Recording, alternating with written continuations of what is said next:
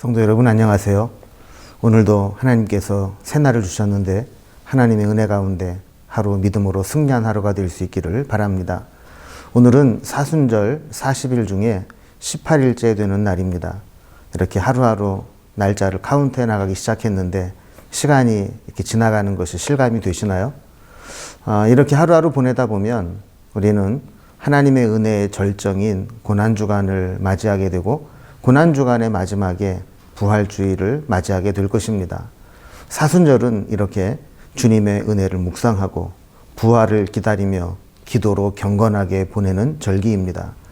이번 주에는 기도에 관한 말씀을 묵상한다고 했는데 어제는 바리새인과 세리의 기도를 비교하며 하나님께서 주신 은혜를 살펴보았습니다. 오늘은 기도에 대한 두 번째 묵상으로 우리가 어떤 근거로 기도하는가 이 주제로 말씀을 살펴보려고 합니다. 오늘 함께 우리가 묵상할 말씀은 다니엘 9장 18절 말씀입니다. 이 말씀을 함께 보시겠습니다. 나의 하나님이여 귀를 기울여 들으시며 눈을 떠서 우리의 황폐한 상황과 주의 이름으로 일컫는 성을 보옵소서. 우리가 주 앞에 간구하옵는 것은 우리의 공의를 의지하여 하는 것이 아니요 주의 큰 긍휼을 의지하여 함이니이다. 아멘. 다니엘 9장은 바벨론의 포로로 끌려가 포로 생활을 하던 이스라엘 백성들을 위해 다니엘이 기도한 내용입니다. 포로 생활을 하던 중 바벨론은 메대 바사에 망하게 되고 이스라엘 백성 역시 바벨론에서 바사, 페르시아의 지배를 받게 됩니다. 이렇게 세월이 흐르면서 포로로 끌려온 지 벌써 70년이라고 하는 세월이 지나가고 있었습니다. 이때 다니엘이 포로 생활을 하는 이스라엘 백성들을 위해서 기도하게 되는데 오늘 본문은 그 기도의 거의 마지막 부분에 나오는 대목입니다. 다니엘은 포로 생활로 황폐한 심령으로 고통당하는 백성들을 위해 기도합니다.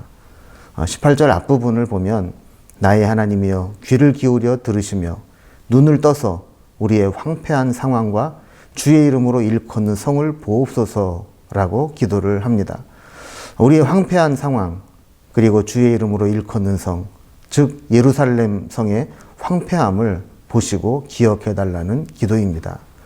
우리가 오늘 다 읽지는 않았지만 다니엘서 9장을 보면 하나님의 백성이라고 자부했던 이스라엘 백성들이 이방 민족에게 망하고 포로로 끌려오게 되면서 그들은 그곳에서 자신들의 죄악을 깨닫고 하나님 앞에 회개하는 기도를 길게 드리게 됩니다. 그러면서 기도 마지막 부분에 우리의 황폐한 상황 그리고 무너진 예루살렘을 기억해 달라는 기도를 드리게 되는 것이죠. 이제 우리의 황폐한 모습 예루살렘 보시고 치유하시고 회복해 달라는 겁니다. 자, 그러면서 후반부에 보면 우리가 주 앞에 간구하옵는 것은 우리의 공의를 의지하여 하는 것이 아니요 주의 큰 긍휼을 의지하여 함이니이다 라고 기도하는 것을 보게 됩니다. 여기에 보면 우리가 하나님 앞에 범죄함으로 이런 고통을 당하고 황폐하게 되는 것은 당연한 일이지만 이제 감히 회복을 위해 기도하는데 이렇게 회복을 위해 기도하는 그 근거는 우리의 공의를 의지하는 것이 아니라 주의 큰 긍휼을 의지하여 하는 것이라고 고백합니다. 2절 말씀에 보면 이런 대목이 나옵니다. 곧 그 통치 원년에 나 다니엘이 책을 통해 여호와께서 말씀으로 선지자 예레미야에게 알려주신 그 연수를 깨달았나니 곧 예루살렘의 황폐함이 70년 만에 그치리라 하신 것이니라 라는 말씀이 나옵니다.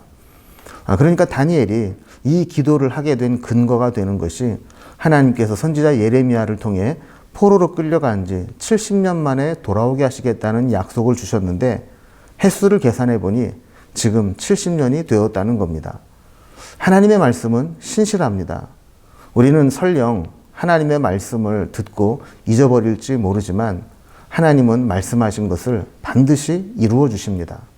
예레미야를 통해 하나님 주신 말씀이 포로로 끌려가 70년 만에 돌아오신 것이라고 말씀했다면 이제 그 시점인 70년이 되었으니 하나님의 약속대로 다시 돌아갈 때가 되었다는 것이죠.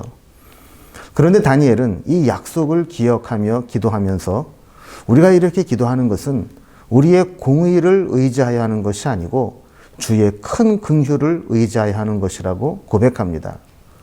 여기에서 우리는 기도의 중요한 원리를 하나 발견하게 됩니다.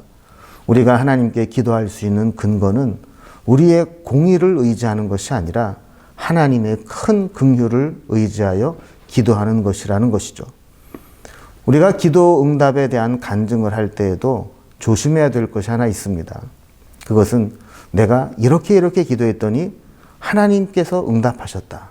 내가 이렇게 기도했더니 하나님의 응답이 임했다. 이것이 아니라는 거죠. 기도 자체가 나의 공로가 되거나 응답의 조건이 되는 것이 아닙니다. 기도는 지성이면 감천이 아닙니다. 정성을 다하여 치성을 드리면 그 대가로 응답받는 것이 아닙니다. 우리가 기도했지만 응답은 철저하게 하나님의 은혜입니다. 응답은 전적으로 하나님의 은혜와 긍휼입니다. 오늘 말씀을 통해서 우리는 두 가지 의미를 붙잡으면 좋겠습니다. 하나는 다니엘처럼 우리의 황폐한 상황과 무너진 하나님의 성을 회복시켜 달라는 기도입니다. 우리는 여전히 코로나19 바이러스로 인해 우리 삶이 황폐해져 가고 있는 것을 느끼게 됩니다. 여전히 확진자들은 계속 나오고 있고 온 나라가 점점 혼돈에 빠져들고 이제는 팬데믹 현상이 되어 전 세계에 대유행하는 바이러스가 되고 있습니다. 저는 우리 성도님들을 생각하면서 코로나 바이러스도 위험하지만 코로나 바이러스보다 교회에 오지 못하는 것으로 인한 답답함, 영적인 침체, 영적인 우울감, 이것이 더 염려가 되고 두렵습니다. 우리의 황폐한 상황, 우리 황폐한 심령, 답답한 우리의 모든 것들을 하나님께서 회복시켜 주시는 은혜가 있기를 기원합니다. 또 한 가지 우리가 좀 묵상할 것은 우리가 기도할 때마다 하나님의 큰 긍휼을 의지하자는 겁니다. 우리가 아무리 기도를 열심히 했다 할지라도 설령 40일 금식 기도보다 더 힘든 기도를 했다 할지라도 우리가 기도했다는 것이 기도 응답을 가져올 만한 공로가 되지 못한다는 겁니다. 기도는 철저하게 하나님의 은혜의 응답이고 하나님의 긍휼히 여기심의 결과입니다. 어제 묵상한 말씀과 연결시켜 본다면 공로를 의지해서 기도하는 것은 바리새인의 기도입니다. 그러나 긍휼을 의지하여 기도하는 것은 세리의 기도입니다. 하나님은 자기 공로를 내세우는 것을 기뻐하지 않으시고 의롭게 여기지 않으십니다. 오직 하나님 앞에 겸손하게 긍휼을 구하는 것이 하나님이 기뻐하시는 모습이죠. 오늘 하루를 살아감에 있어서도 하나님 앞에 겸손하게 긍휼을 구하는 마음으로 기도하는 삶으로 하루를 살아가기를 기원합니다. 기도하겠습니다. 하나님 아버지, 다니엘은 하나님의 주신 약속의 말씀을 의지해서 하나님의 회복과 구원을 구했지만 그것 역시 우리의 공로가 아니고 하나님의 큰 긍휼을 의지해서 기도한다고 하면서 우리의 기도의 중요한 원리를 가르쳐 주셨습니다. 우리가 오늘도 더 기도함으로 나아가게 하시고 하나님의 그 회복과 황폐한 심령을 고쳐주시기를 기도하는 마음으로 살아갈 수 있도록 인도하여 주옵소서. 뿐만 아니라 우리가 기도하면서도 기도가 나의 공로가 되지 않게 하시고 오히려 하나님 앞에 더 엎드려 주의 크신 긍휼을 구하는 기회가 되게 하여 주옵소서. 오늘 하루도 우리를 긍휼과 크신 자비하심으로 이끌어 주시기를 원하며 예수님의 이름으로 기도드리옵나이다. 아멘. 성도 여러분, 오늘도 우리를 살리는 것, 우리를 힘주시는 것, 하나님의 은혜요 크신 긍휼하심인 줄로 믿습니다. 하나님의 은혜와 긍휼하심이 오늘 하루도 우리의 모든 삶을 인도해 주시기를 기원합니다.